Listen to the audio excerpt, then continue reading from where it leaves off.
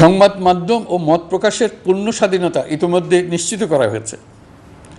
আমরা সবাইকে বলে দিয়েছি, আপনারা মন খুলে আমাদের সমালোচনা করুন। আমরা সবার মতামতের প্রতি শ্রদ্ধাশীল।